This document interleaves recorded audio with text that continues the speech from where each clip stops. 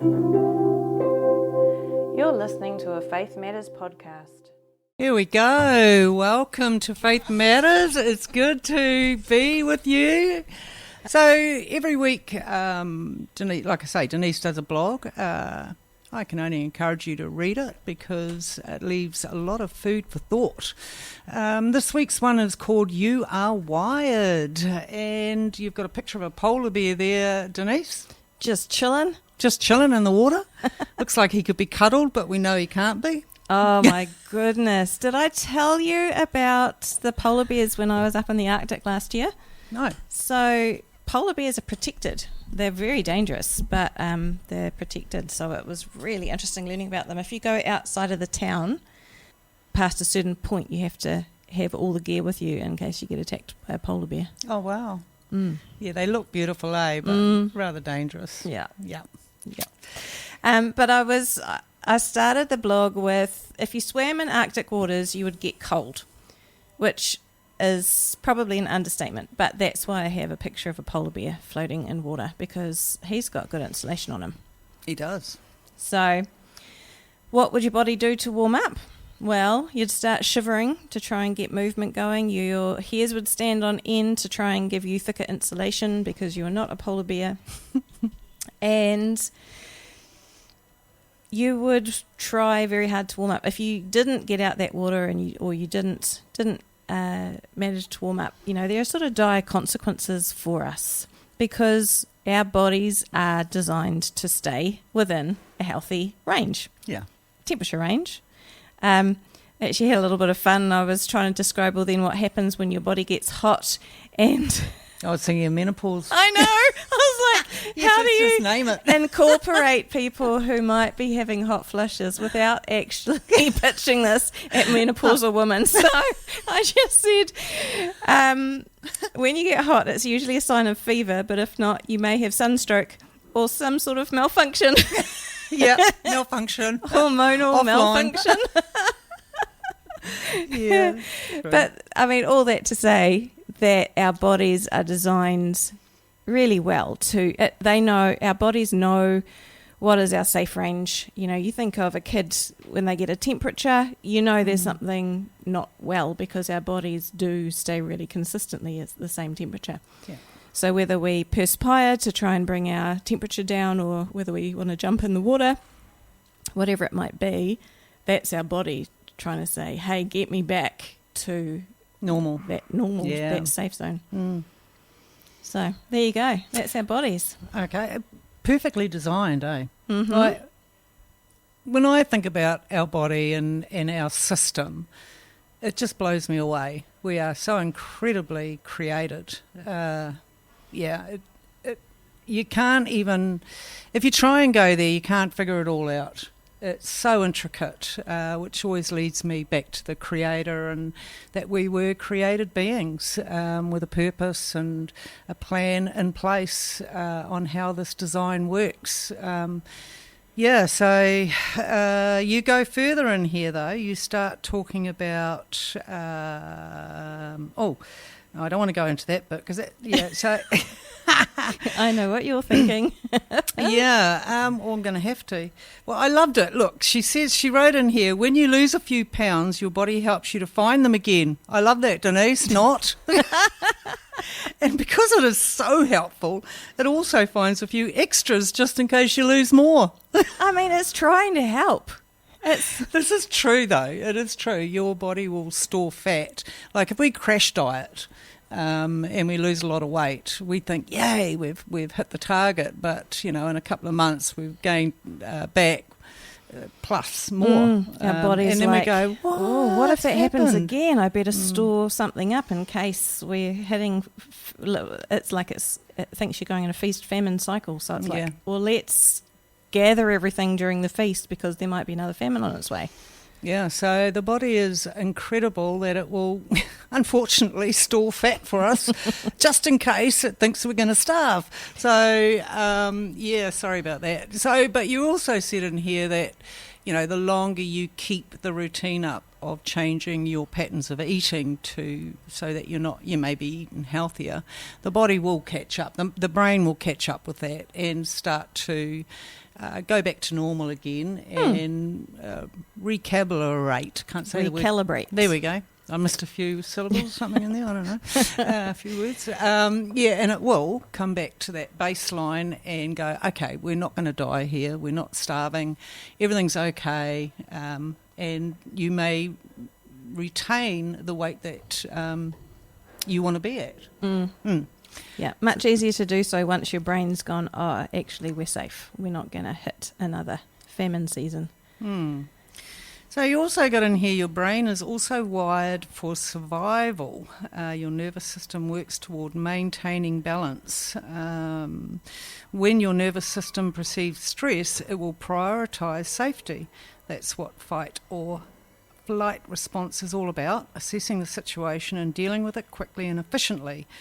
What is the safest option? Like, so much is happening inside of us that we're not even aware of, This incredible system that we work within. And, we're noticing what's happening on the outside and we're wanting to fix all that up. But often we need to look at the inside and what's happening in there so that we can adjust some things in our life, so maybe we're not working at that stress level that is causing our body to get out of sync. Actually, this part here inspired me. I'm going to do another blog on that a little bit more. I learnt some really interesting things about stress responses the other day, and I shared it with a friend who doesn't sleep very well, and she tried out some of the things and has been sleeping like 6-7 hours a night, which is a lot, and that was just so exciting. And at this point I just about went off on a tangent and talked all about that, but actually I pulled it back in again because we were talking about our brain trying to restore balance. We weren't necessarily wanting to go off on a stress tangent, so I'll have that tucked away for another week. Yeah, well, there you go. Inside information. Yeah. But let's go back to the brain and the mind. So, the brain is it's the hardware, isn't it? And the mind is our thinking and our emotions and how we deal with things. The two are the same, but they're different. So I guess we kind of I look at it like a computer. The brain is like the hard drive, and when I tap in my bits and pieces, that's my emotional part of me connecting with the brain, I guess. Is that right? I don't know. I don't know. You're telling the story. You can always email me and tell me I'm wrong. But anyway, looking at the hardwire, if you think of the brain as the foundation, it's where we start, when we're babies and we learn how to crawl and walk. There are foundational things that we need to learn how to do, how to talk, and we don't just learn it, we do it over and over again until we've got it. So we don't just get up and walk. We fall down and we get back up and we try again because we see others around us doing that. And so we are trying to create patterns in this brain of ours so that we can, be human, I guess, grow and develop. But that is it's a foundational, the brain is foundational. So whatever we're teaching it, it's learning patterns so that it can create safety in that. Yeah.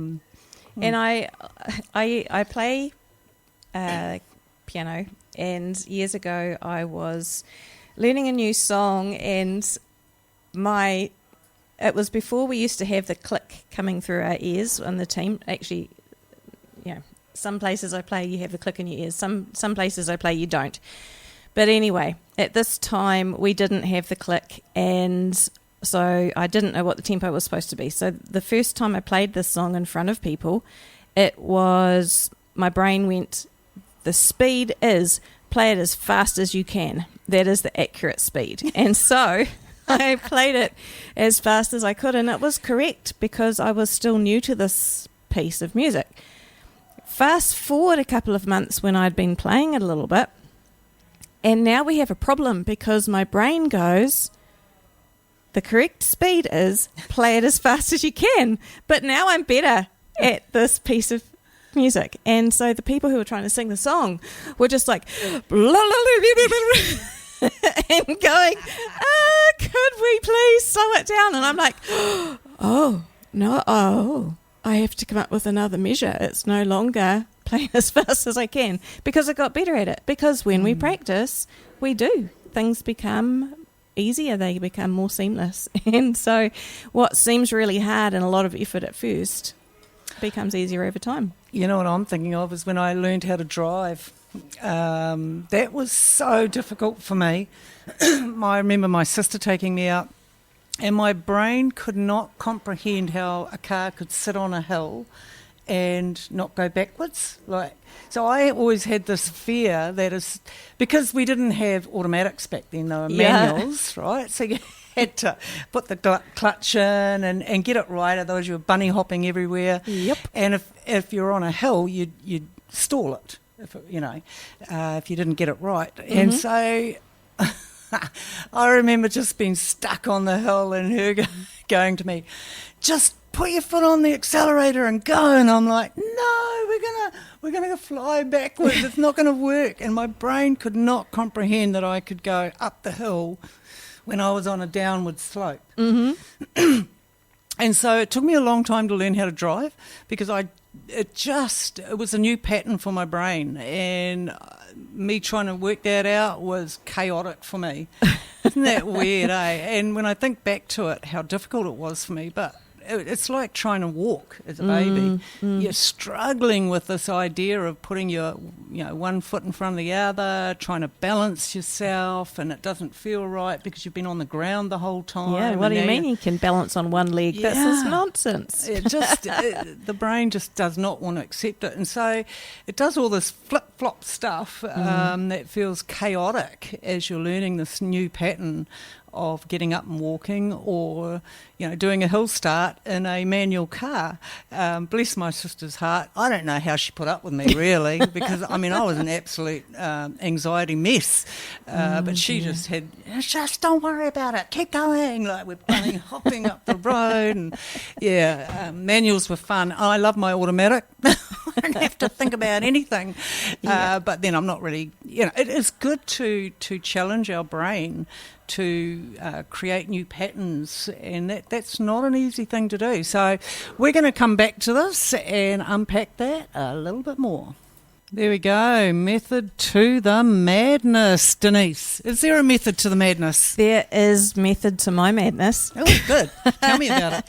So if you've just joined us, we are talking today about how our bodies are naturally wired to keep us in this safe place. Our temperature our body will work to keep our temperature right, and our brain is also wired to help us survive. So it will do anything in its power to make sure that we're okay. Absolutely. And we were just talking about learning patterns. So Maree was talking about how when she was learning to do hill starts in a manual, it was a little bit of a challenge. Well, I have two nieces who grew up in a country where they drive on the other side of the road. Ooh.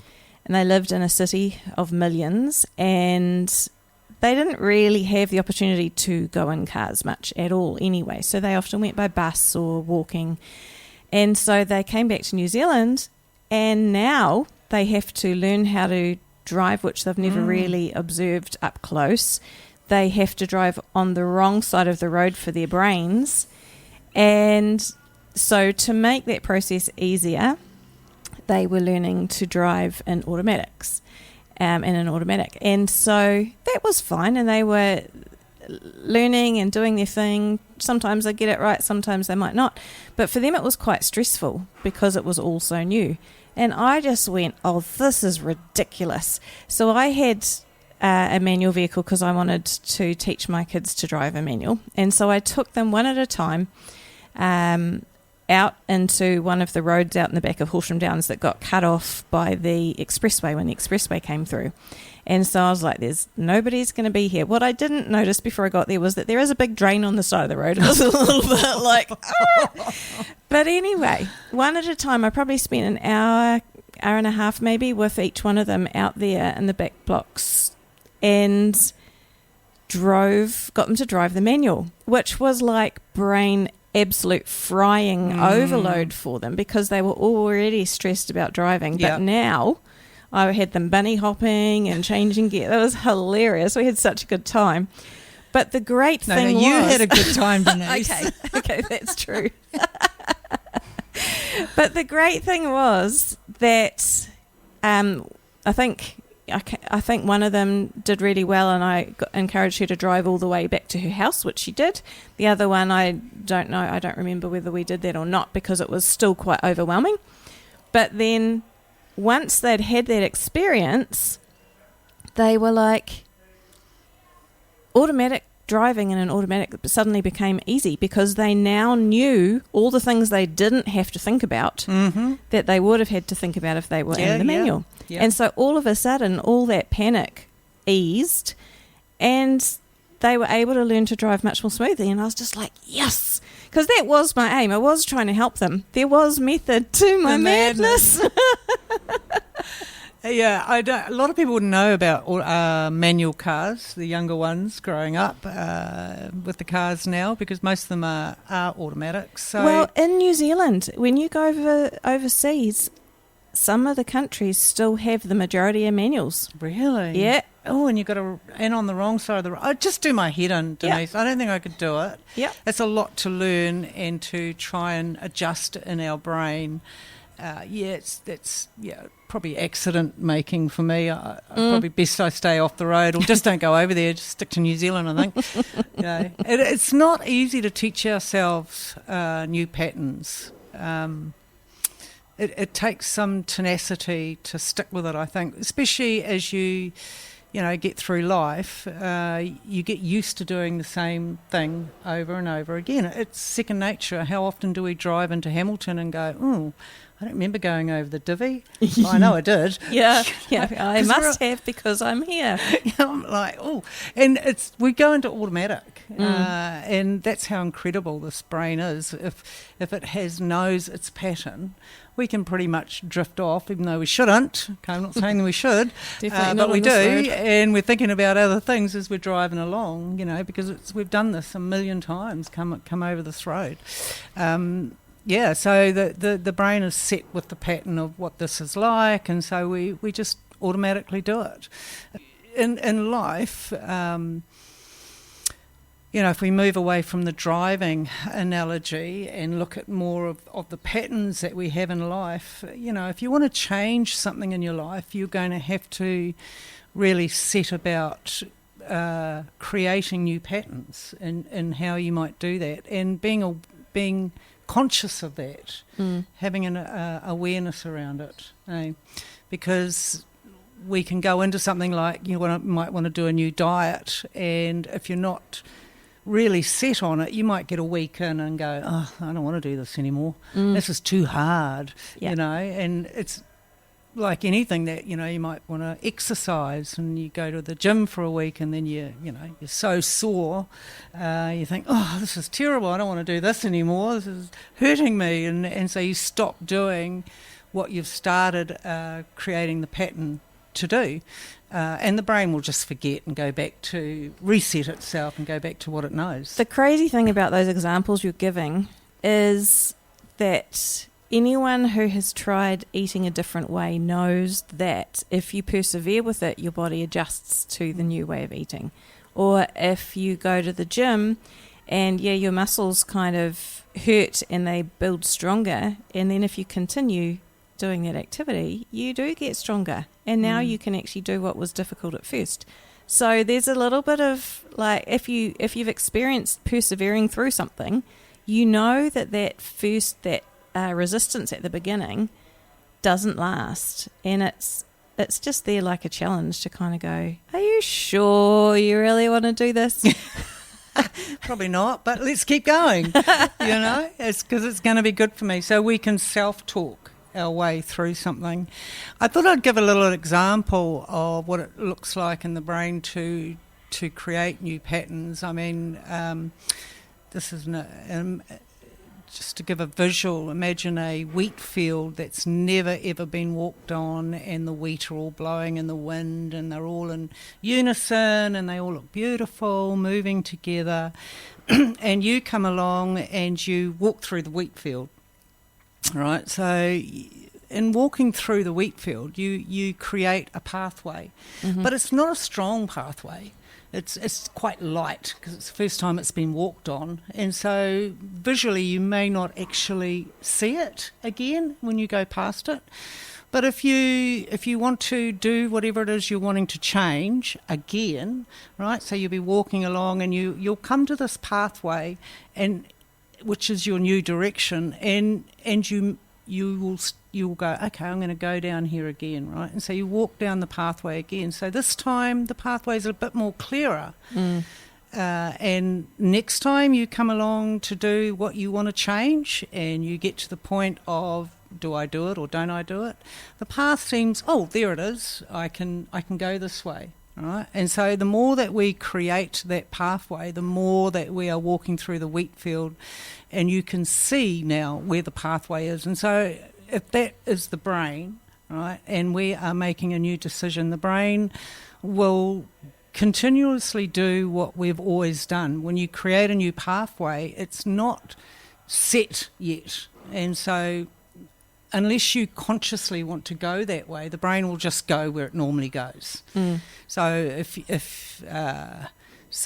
no, I'm not going to pick up something. I'm just going to describe it like that. And so the more that you go down the new pathway, the old pathway that you're used to going down will start to grow over. Right? And so you can't see it as clearly. I like that. And the only problem is that with the brain, so you've created a new pathway, everything's going great, it's kind of set, but that old pathway hasn't actually gone. And so when you go to do something that you didn't want to do, and it was a strong pathway that you had before that you were doing, even though you've created a new one, if you go down that other one again, it will show itself to be a good pathway, right? Because it's easy to see, easy to follow. Yeah, because it's already created. It's growing over, but as you walk down it, that pathway becomes very clear very quickly. And so this is what happens with addictions. If you've created a new pathway, you're going a new way, and you think, oh no, I'll just go and do this again, right? Or whatever it is, and you go down that old pathway, it's actually easy to clear that up, and you will then you'll keep going down that pathway, and the other one will start to disappear because it's not strong enough yet. Right. And so creating new patterns takes time. It's not something that just happens by chance and everything falls into place. You've got to continuously do the new thing that you're doing so that does become the strongest pathway, but that doesn't mean the old one's gone.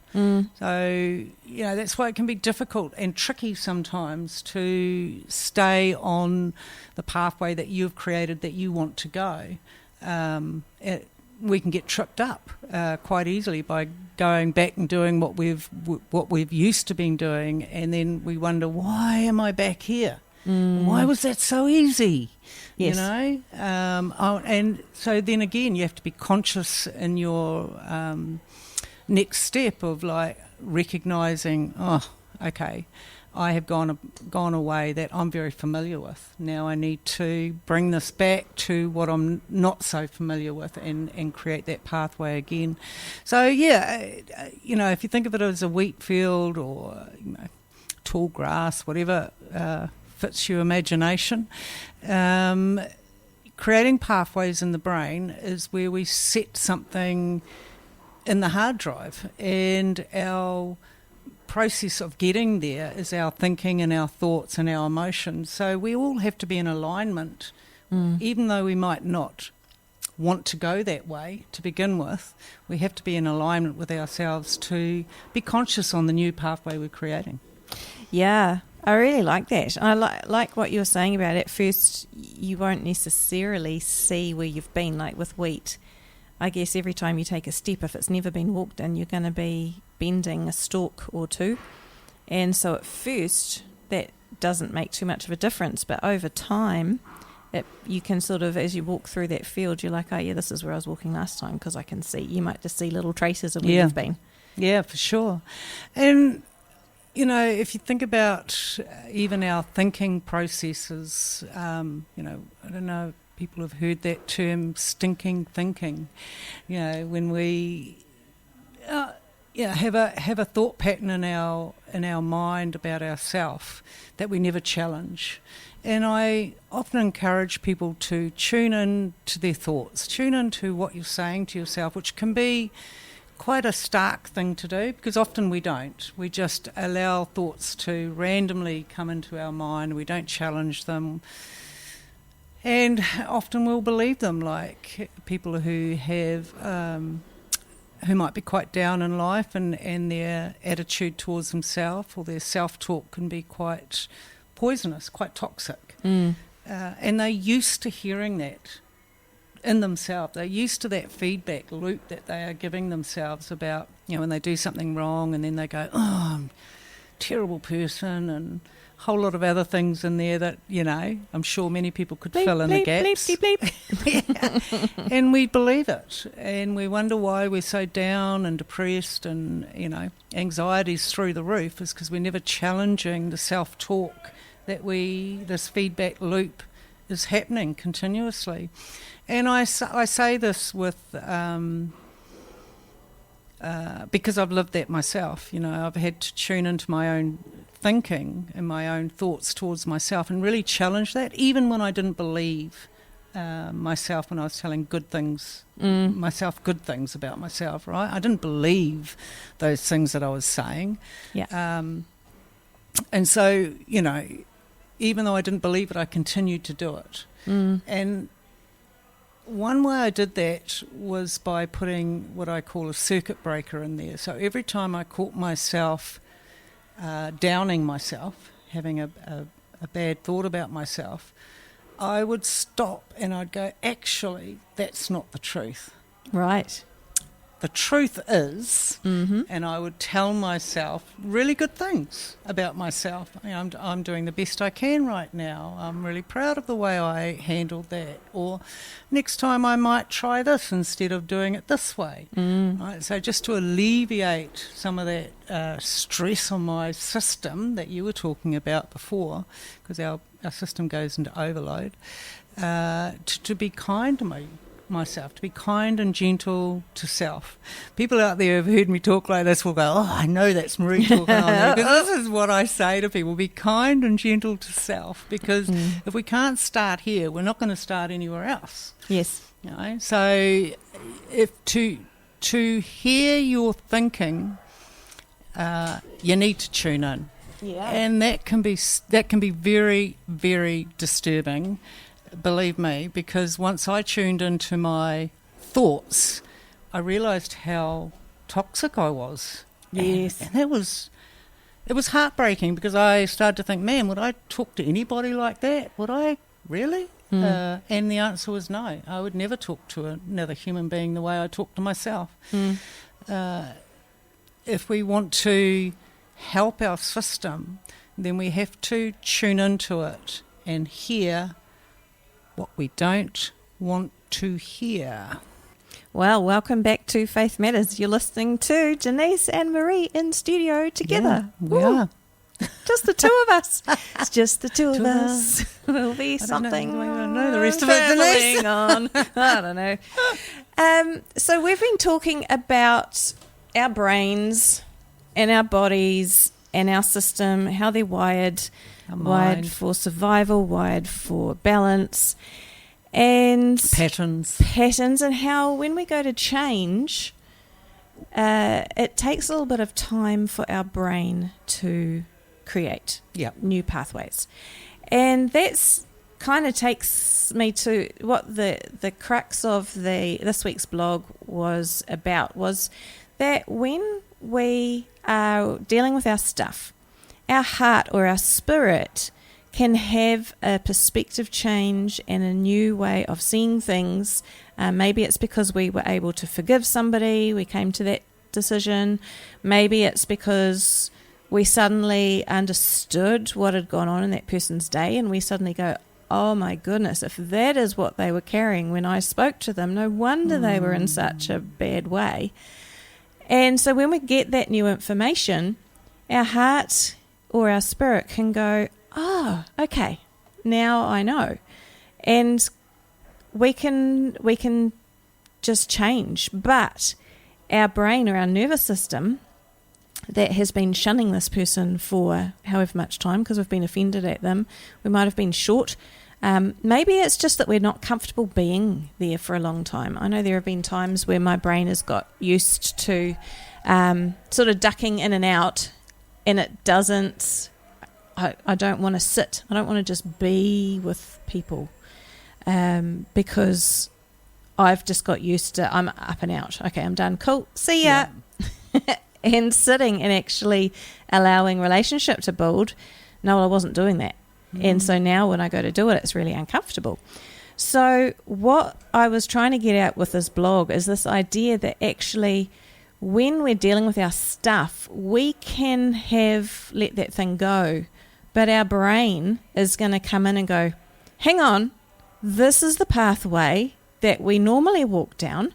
And so now that you're not reacting the same, so up until this point, that person walked into the room and you had whatever emotions kind of rise to the surface. And so your brain might sort of bring up emotions and go, this is how you're supposed to be feeling. Yeah, right. What do you think you're doing? This is what we remember you feel like, so this is it. This is the moment. And it's not always that our brain, I mean, if our brain was, we talked about it being wired for survival. If our brain was wired for our best all the time, we would all eat immaculate foods. We would all exercise in exactly the right way for us. Like we'd all have good thoughts towards ourselves and others. We'd all be skipping around. The world would be a better place.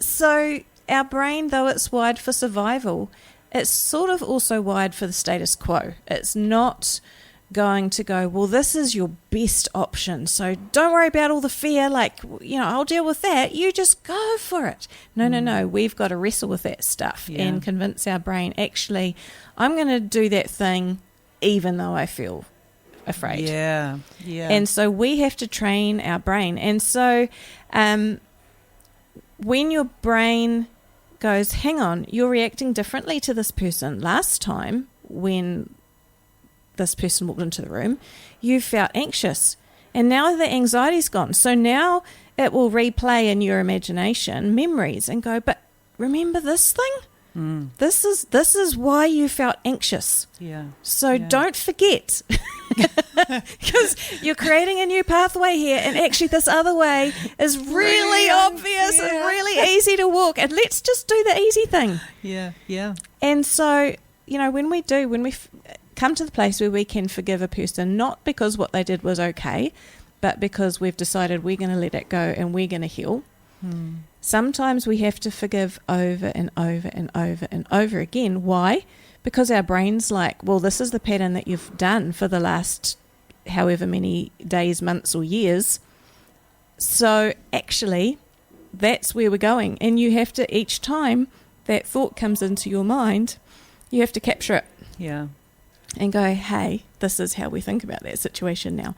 And at first your brain's actually in panic mode because this is new and different, and it could be dangerous. It could be a way to think. Like when we are thinking about forgiving, everything in us goes, don't do it. But this is why, and there are all the hundreds of reasons why we're not going to do this. Yes. But when you persevere through that with your brain, and your brain realizes, A, that it's actually safe, B, how much better you feel from having forgiven that person, your brain may just actually accept that new pathway, and it may start to come up with other places that you could learn to forgive. And all of a sudden, you're stepping into freedom in this area. And once which seemed so impossible before you started, but now that you've got freedom in this area with this person, you look at this other person at your work and you're just like, well, what would happen if I forgave that person? And so person after person, when you're willing to deal with your stuff, your brain now might start supporting you in actually letting these things go, and so you can build better relationships. Whereas at the beginning, it was absolutely trying. It was trying so hard to keep you safe because it felt unsafe to do that. I totally agree, Denise. For many people who know me will know that I've had a lot of things happen over my lifetime. And so my system is geared up for shock. Right. It's geared up to react. It's geared up to, fight, flight or freeze. And I'm very aware of this, and I've had to juggle this beautiful system that I've created, especially as the years have rolled on, and I've learnt to challenge the system of mine. But it doesn't mean that how I feel goes away. It doesn't mean that my anxiety doesn't go through the roof at certain things, or that, I feel insecurity in a moment, because these are well-worn trails in my life that I know very, very well. And even though I've tried to grow over that area of my life, the pathway is so clear that it doesn't take me much to go back there. However, because I'm willing to grow and develop myself, I challenge in the moment, and so even though I can feel like I'm offline, I'm also scrambling to bring myself back online, right? And be kind and gentle, be nice to myself in the process. It's okay, Maree, okay? Like, I know you're a bit off centre right now, but it's okay. We're going to come back, and you are safe.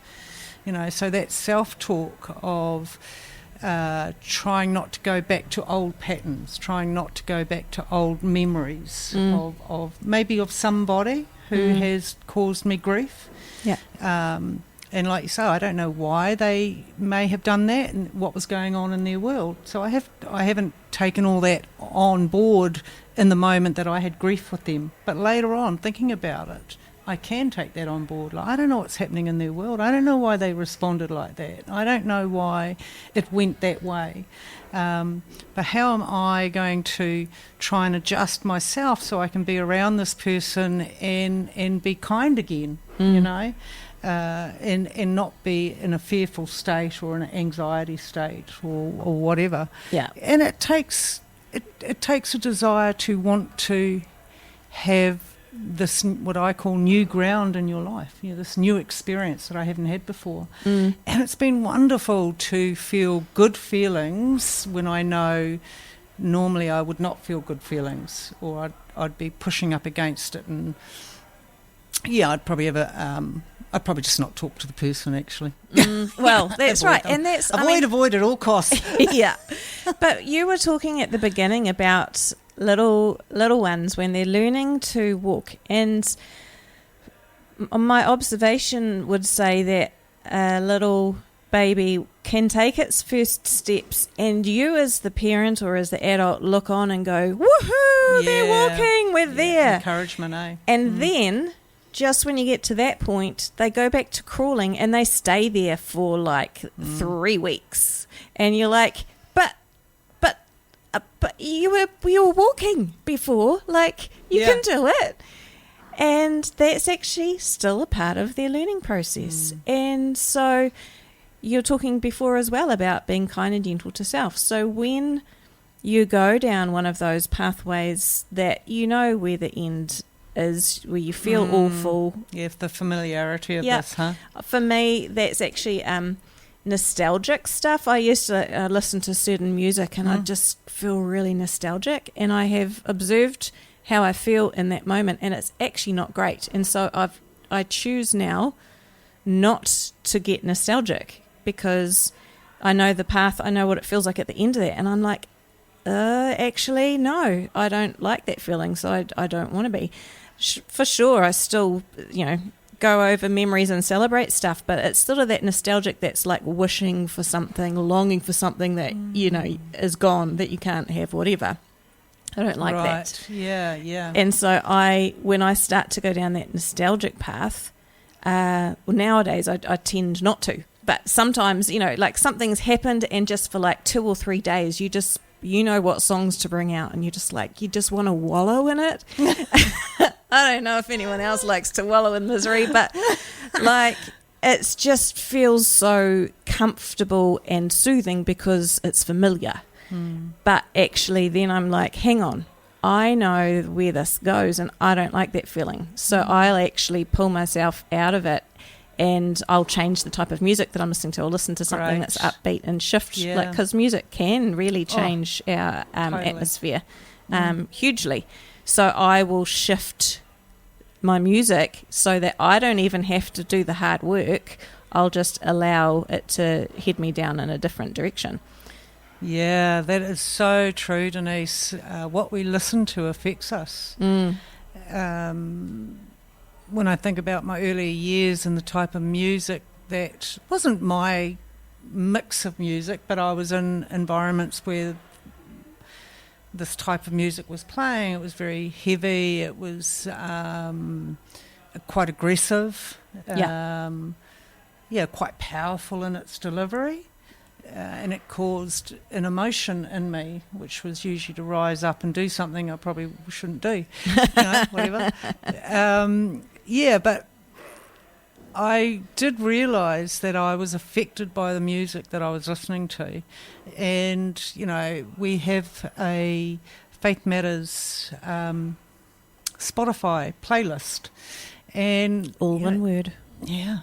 Faith Matters, all one word. It is all one word. Capital F, capital M.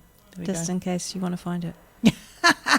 Can't encourage you enough on that one. It's because I put this together because I'm very aware of the music out there and how it affects us. So I wanted to have a playlist that was encouraging or was thoughtful or was a little bit different, and it wasn't the same that was out there everywhere else. So a lot of Christian music, a lot of good messages behind it,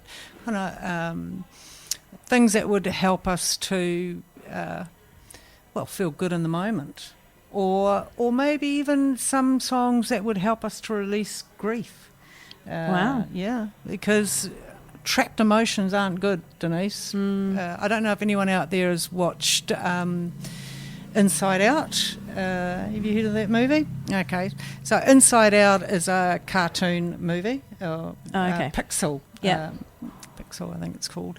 Really put together well.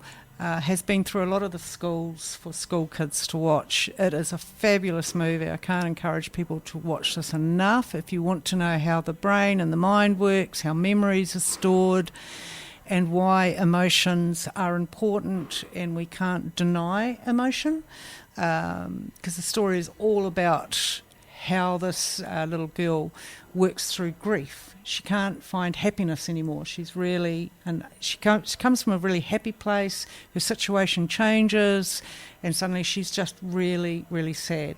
Yeah. Little girl, and the whole story is incredible. And to get to happiness in life, we can't deny sadness. So if we're holding grief or we're holding this sadness within us, then to find happiness is a really hard thing, because grief will not be denied. It will always show its head, it show its face. So to get to happy, we have to have sadness. We have to be able to move through it. We can't just have happiness all the time and nothing else in life is ever going to make us upset. If we try and avoid sadness, everything else shuts down. Every other emotion will be affected. So this movie talks about all of this and why it's so important to accept and move through the feelings that we have rather than rejecting them and trying to hide them away, because we actually shut down our own system and being able to feel, which makes a lot of sense to me. When I was 18, my dad passed on of a brain tumour, and I had so much deep grief within me that I made a pact with myself then that I would never cry again. That was it. It was just so painful for me. Wow. Losing him, and I didn't. It was such a stubborn response from me that I actually stopped feeling hurt, feeling sad. And so anything that kind of even felt like that, I would just move away from it, and I became harder and harder, and things in life didn't affect me, other people didn't affect me. I put a barrier around myself so that I wasn't affected by other people's feelings or emotions, and certainly not by my own. And when I finally in my, I think, late 20s or middle 20s or something, I decided to see a counsellor and work through, where I was in life. She said to me, Maree, you're going to have to learn how to cry again. And I'm like, I don't think so. Like, I don't want to do this. Like, this is not a place I want to be. It's not something I want to feel. Right. And I resisted it big time. And then I realised, okay, if I wanted to change things in my life, then I needed to go to this great grief that I had. And I remember standing in front of the mirror and watching my face contort as I tried to bring up the emotion of crying or feeling, hurt. And I thought of my dad, and it was like a dam bursting, really. And it was I can still feel it now. It was a really ugly moment for me. I didn't want to feel like that. I didn't want to experience it. I didn't want those memories to come up. I didn't want a part of any of it. And every part of me wanted to shut that down. So it was a real struggle for me to go to the feeling of pain and grief. It wasn't a pleasant experience, but the more I practiced it, and I practiced it. Wow. I know, it was really hard work. The more I practiced it, the more I realised something in me was softening, and I didn't understand what was happening. I just knew I was starting to feel again, and it was quite foreign to me. And it brought a change in my life, because as I started to feel, I started to like things or people around me, or notice nicer things that I hadn't seen before. I just thought the place was a hard. Oh, wow. The So world you was hadn't hard. actually shut out just the bad stuff. You'd shut out it all, everything. Well, grief will do that. Grief will shut you down. If you cannot move through grief, we can't get to the other side of where the nourishment is. We will get stuck in this place of hardness. And anyone who's experienced that will know what I'm talking about. It happens over time, and you may not even notice it's happening, but you become more and more resilient to the things around you. You're not affected by anything, really. It's not in my life, so I don't care. It's not happening to me, so it's your problem, not mine. Yeah. You deal with it. I don't have to. Anything. Resist at all costs. Yeah. I know that familiarity of that saying, resist at all costs, like just push it away, don't go there. That's so interesting. It brings to mind a verse in Isaiah 61 that talks about God giving us the oil of joy for mourning. That, you're talking about experiencing these things deeply, and I think, we can experience them, and when they're too heavy, we can bring them before God and go, God, could you help me carry this, or could you carry this for me? Well, funny enough, that's when my faith journey really started for me. Wow. Too, is when I did start to acknowledge those feelings and start to feel again. My experiences of God and Jesus that I had as a little girl all started to float back in as well. These nice feelings, these nice moments that I had rejected for many, many parts of my life after my dad passed.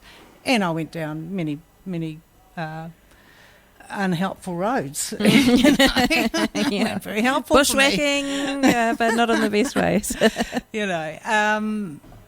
I'm so thankful for one that I had a counsellor who was able to recognise what was shut down in me, and for two, of my faith, because it opened up my heart response that just was not happening, and it changed everything. I mean, now I could cry. I cry too easy now. You know, I cry if I'm happy. I'm cry if I'm sad. I'm cry if, if I have a new grandchild. You know, I mean, some of those are good reasons to cry. But I would not have gone there before. That would have looked to me as quite a weak person who was affected by emotions. Like, what's wrong with you? What are you crying for? I used to say that to my poor husband because he's a real crier. And we'd go to the kids' end of year stuff where they get awards, and he'd just be like, oh, crying. I mean, like, stop it, stop crying, stop doing that, it's like embarrassing. Now I see it as something beautiful and lovely and very human thing to do.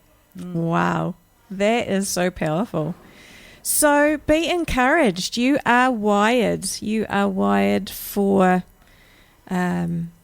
survival. You are wired to connect with other people, and sometimes those journeys don't look like we thought they should.